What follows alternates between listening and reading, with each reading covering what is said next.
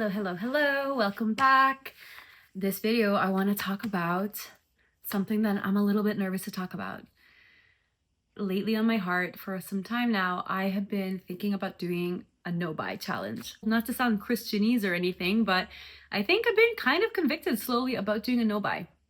I think that, man, this has some long-term implications and roots within me. I have, looking back, always kind of struggled with consumerism.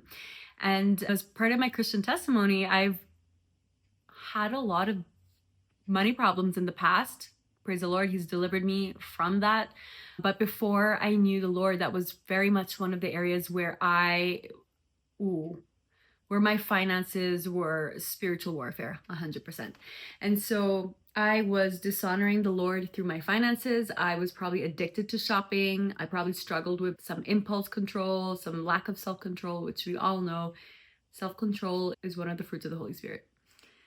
And I want that. I want to develop and cultivate that fruit. I want that in my life. And I don't want my money, my lack of control over my spending to be a factor in my life. And so I think the last month or so, I've been pretty convicted to do a no buy. Maybe I'll get into a little bit of the implications and the history that I have had with shopping, consumerism, with debt, and with me being a slave to those things. And I would have been a slave to those things because I wouldn't have been in control and they would have been controlling me. It relates to living a more godly life, which I desire. I'm not at all perfect, but I desire to be more sanctified in that area. If anyone else is doing a no buy at the end of 2025, this might be of interest to you. But I am kind of sick of shopping. I'm so sick of just wanting things. I want to not want anything. I want to want what I have. I want to be content. I want to be content in the Lord, and I want to be satisfied with what He's given me. He has given me so much. If you look at the New Testament and when the Lord is talking about the poor and He's talking about the rich, I'm like, dude, which one am I? In comparison to the people that Jesus would have been talking to at the time, I definitely would not have fallen into the poor camp.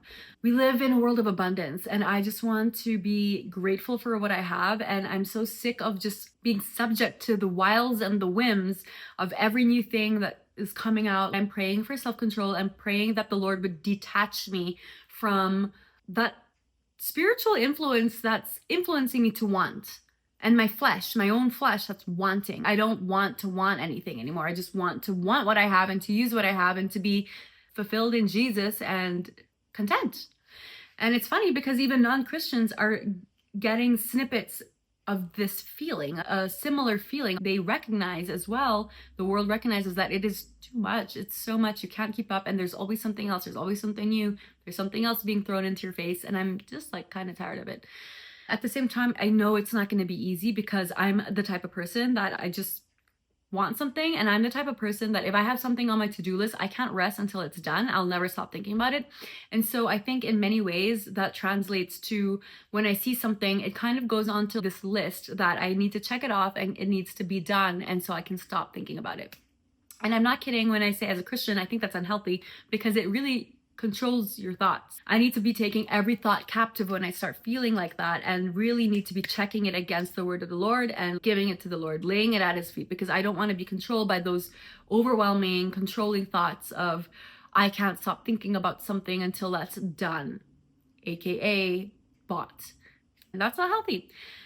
My goal here is to have more self-control, to cultivate the fruit of self-control, and to be a better steward of my money, and to not fall to the desires of my flesh. So if I see something, oh, I want that, I'm going to buy it. Oh, I see something new, I want that, I'm going to buy it. My goal with this no buy is to cut that off, to detach myself from things, the love of things, the want of things. When I'm tired, when I'm bored, when I'm feeling low, I don't want to be opening Amazon or another shopping website and just browsing to comfort myself, because I also sometimes do that, and I also do that with food. I want to cut that habit and cultivate some healthier Christian habits and go to the Lord when I'm feeling this way, or read a book when I'm feeling this way, or do something else, for heaven's sakes, like maybe just take a walk. I don't know. That would be healthier. That sounds like a totally different person. I don't think we're there yet. I know that I probably should have some stricter parameters around this for this to be successful. The parameter that I'm going to set around this, I'm going to start out with 1 month. I would like to try for a month and then maybe I can push it till the end of the year. And I think that this is doable. I don't want to set myself up for failure by saying I'm not buying anything for 1 year, because that sounds doable. Actually, it does sound doable if I think about it and set up my mind for that. But at the same time, I've never really done it and been successful. Why don't we baby steps it? The rules of the snow buy are going to be that I can buy refills or things that I need on the daily, like toiletries, like lotion, my lip gloss that I always wear. My first rule is, like I said, I can buy things that I need refills of that I use daily. My second rule would be that I can definitely buy gifts for other people. Christmas is clearly coming up and I want to buy gifts. I think this is part of healthy Christian stewardship of money, is that you bless other people with it. So the goal is not to save money like a normal no buy. The goal is to cut off my want for things, for materialism, to have more self-control and to bless other people with that money that I'm saving. And of course, I'd love to save some more money too. So I can definitely buy gifts for people and be more generous with my money, and maybe give to more ministries that Lord is putting on my heart, because if I have more control of my finances, then I can bless other people with it. Then my next rule, I guess, is that I can buy lattes. Okay, I'm a student, I'm taking my master's, I'm in seminary. I truly think that sometimes going to cafe or coffee shop and having a latte, especially with fall and winter coming, is a really big motivator for me to study, believe it or not. This is a rule that I'm absolutely fine with. Again, this no buy is not about saving money necessarily or being a minimalist. It is, again, divorcing myself from the love of things, and a latte is not a threat to that. The small things in life that I enjoy, I think that that's fine. I'm very productive at cafes, and I'm not gonna rob myself of that little joy. So yes, I can buy refills, I can buy gifts for other people, I can buy lattes. What else? Obviously, I can buy stuff for my cat. Oh, I'm gonna be able to buy books. I think books are fine, but here's the caveat. If it in any way, shape, or form resembles consumerism, where I'm just buying books that I'm not reading. For example, a great example, when I went to Montreal last month and I talked about some of the books I bought at the bookshop called The Word, I stopped myself from buying all the books I wanted. There was stuff from Karl Barth and Augustine and John Calvin, Ignatius. Like literally they had the history of the faith. They had the classics there. I stopped myself from buying a lot of these books. I bought one book and one tote bag, and I was very proud of myself. And so I think, yes, in the general sense, I'm okay to buy books, but if I ever catch myself hauling books, no, there's no need for that. I think one book is fine if it's edifying, if it's building myself up, if it's contributing to my learning, my academic pursuit, of seminary, like anything like that. If it adds to the growth of my spirituality, yeah, I can buy that book. But now if I'm just hoarding books because I want everything and they're so beautiful and I just love old books with a hardcover, and then I'm gonna have to exercise some form of self-control. I think I've laid down my rules. I've laid down a parameter. I'm going to start off with 1 month. I understand that if you don't lay down some solid parameters, then you're setting yourself up for failure. Like when people say, I'm going to fast, but I don't know how long to fast for, they can easily break their fast at any given point in the day or throughout the week because there were just no parameters set. So I just want to say that this is going to take, I think, more prayer. I really am praying through this. I almost have to come back down to baseline. I notice that other people aren't so influenced with things as I am. I don't know why, but this has been a factor in my life from a young age. I remember when I was in my hometown walking around the streets with my dad, and I pointed out, I think it was like a pink Barbie radio, and I said, Papa, I want that. And he said to me, the word want, you have to remove it from your vocabulary. You have to stop saying, I want this, I want that, I want. And my goodness, I was so little, and I still remember that rebuke, if you will. And now that I think about it, well, how long has this been going for unchecked? How long have I wanted things? I think a long time. I think that this needs to come to the foot of the Lord, the foot of the cross, and be cleansed 100%. And so I think I need to almost come back down to baseline. This is an area of my life that needs sanctification. It needs cleansing. The Lord wants me to be in control. Absolutely. He wants me, for sure. He wants me to kill my flesh in this area. And he desires me to have self-control. The fruit of the Spirit, funnily enough, is self-control. It's like God wants you to be in control of your flesh in a way that's in submission to the Lord and in a righteous way.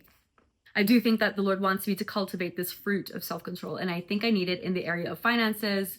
This is another spiritual aspect. I gotta continue to consecrate myself for the Lord in every aspect of my life, and I think this means my stuff, but also it has implications for finances. I think the other thing I want to say is that I had a really hard time moving back from South Korea last year, and there were just a series of trials for me where I lost a lot of my things. Won't get into that. There was an attachment that I was placing a value of nostalgia, and I had so much sentimental value for the items that were lost through that season of my life, and it was hard. I don't want to be so harsh on myself. Again, clearly this has some roots in my life because I think I've always had sentimental value to my things, and I watch other people and they don't have that. They can very easily get rid of like a wedding dress. And I don't think I ever want to be like that. I think that's part of the beauty and how God created me, is that I value special moments in my life. I really think that this character of mine has some deep roots that I really need to revisit and maybe purge some habits out and get real before the Lord. This is why I'm praying that the Lord continue to detach me from things, my over sentimentalization, is that a word? The way that I overly sentimentalize things, I hope that's a word. I think it's one thing to have sentimental value and memories attached to something. If I'm being vulnerable and real, I do think that there's some work that I need to really do a reality check and say, okay, I'd like to be less materialistic. And when I say materialistic, I don't mean that like I'm a shallow person necessarily. There's multiple forms of materialism. I think the way in our society that we often talk about materialism is, if you say he or she's a materialistic person, that means they love money, they love status, they love wealth, they love being showy and all these things. I don't think I'm necessarily like that. I think for me, it's more of accumulating things, buying things, constantly being in a state of buying things, receiving new things, hoarding things, keeping things, loving the things, and not wanting to get rid of them. I'm actually pretty okay with getting rid of stuff. I can purge because I don't like having a ton of stuff that I don't use. But I think my point still stands, is there's this over attachment to things in my life, whether it's sentimentality or whatever. So I don't think I'm materialistic in the typical sense or the superficial sense of the word. But if you analyze my actions, that is still an over attachment to materialism. And this is something I would like to break. So yeah, I am asking the Lord to bless me in this, and that he blesses my no-buy and helps me grow the fruit of self-control. With that, may God bless you and keep you. And if you're also doing a no-buy, I would love to hear your parameters and the way that you're doing it. May God bless you in that endeavor. I hope that we can all do this together, whatever that may look like for you. Okay, God bless you. Bye-bye.